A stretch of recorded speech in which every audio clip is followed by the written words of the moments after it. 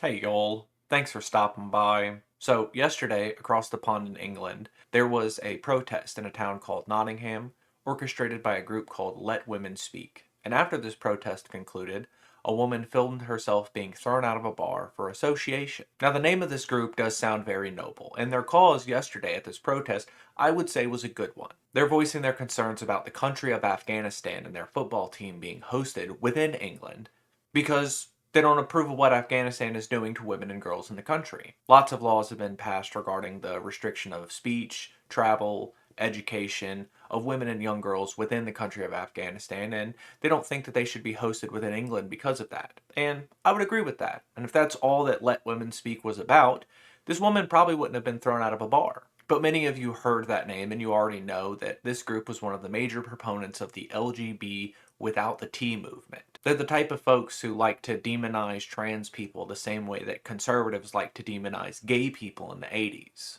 And so, this video was in my feed this morning of a woman named Jean Hatchett being told by the bartender that she can't have these two, believe she said halves of lager, because of association, because of the group that she was with. Now, Jean took great offense to this. She said that she hadn't said or done anything personally to warrant not being served at this bar, that all she wanted was these two beers and she would be on her way. She was just there with her partner. The bartender, of course, refused multiple times until a manager was brought out, where he clarified that this wasn't just because of the protest that they went to, but because one of the people in their group that came in together pointed at their pride flag on the wall and referred to it as a pedo flag.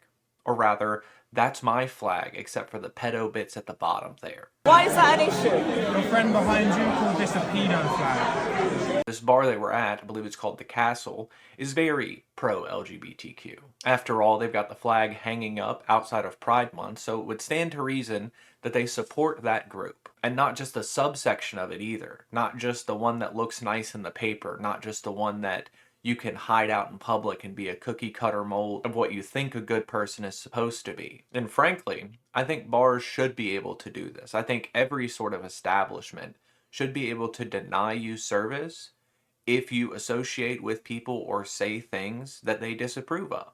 It's funny because when I was little, I used to think that, the customer's always right and that a business shouldn't be able to refuse people. But these sorts of videos have made me realize how entitled the people behind the camera are. That they can just say or do anything or insult anyone, and you have to take my service. You have to take my money because I'm your customer and the customer's always right. And that might be the case, but the bartender decides who's the customer. I'm sure you won't have any trouble finding a bar that caters to your needs and your whims. For years now, you've been calling yourself the silent majority, and that people actually really agree with us. They're just afraid to say it. So go drink there.